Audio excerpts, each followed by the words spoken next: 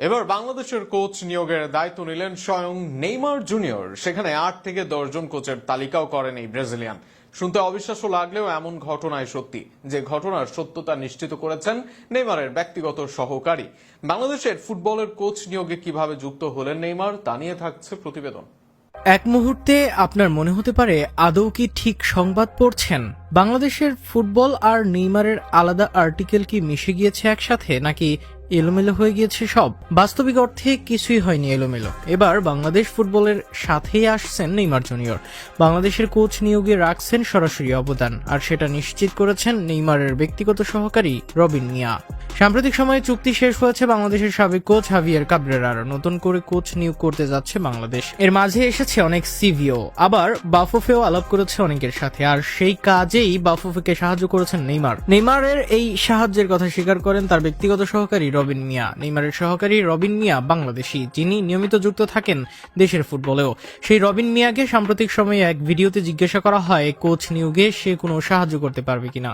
জবাবে রবিন বলেন নিজের কার্যক্রমের কথা। সেখানে তার বস নেইমার জুনিয়রের কাছে নিয়ে সাহায্য চান রবিন। এই ব্যাপারে আন্তরিকতা দেখান নেইমার এবং 8 থেকে 10 জনের নামও বলেন তিনি। শুধু নামই বলেন না, তাদের যোগাযোগের উপায়ও বাতলে দেন নেইমার। বাংলাদেশের কোচ নিয়োগের জন্য নেইমারের পছন্দের কোচদের কল করার নাম্বারও দিয়ে দেন রবিন মিয়াকে। এমনকি কল দিয়ে নেইমারের পরিচয় দেওয়ারও কথাও বলেন এই সেলেসাও সুপারস্টার। ভিডিওতে রবিনকে করা প্রশ্নের উত্তরে রবিন বলেন, বাংলাদেশ ইস্যু নিয়ে আমি অনেকজনের সঙ্গে কথা বলেছি, বিশেষ করে আমার বস নেইমারের সঙ্গে কথা বলেছি। আমার দেশের জন্য একটি কোচ দাও, কি হলে ভালো হয়।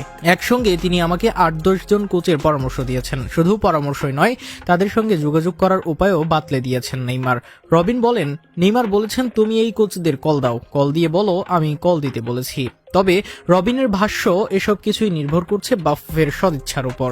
বাফুফে যদি কোচ নিয়োগের বিষয়ে তার সঙ্গে যোগাযোগ করেন, তাহলে তিনি নেইমারের নেটওয়ার্ক কাজে লাগিয়ে বাফুফেকে সহযোগিতা করবেন। আর এমন সুযোগ এবার কাজে লাগানো উচিত ফুটবল ফেডারেশনের, কেননা নেইমারের হাত ধরে আনা সম্ভব হাই প্রোফাইল কোচ, যা বদলে দিবে দেশের ফুটবলের চিত্র। আবার আগামী দিনে নেইমির সাথে বাফুফের সম্পর্কও হবে দারুণ, যা স্পন্সর সহ অনেক কিছুতেই রাখতে পারে বড় ভূমিকা।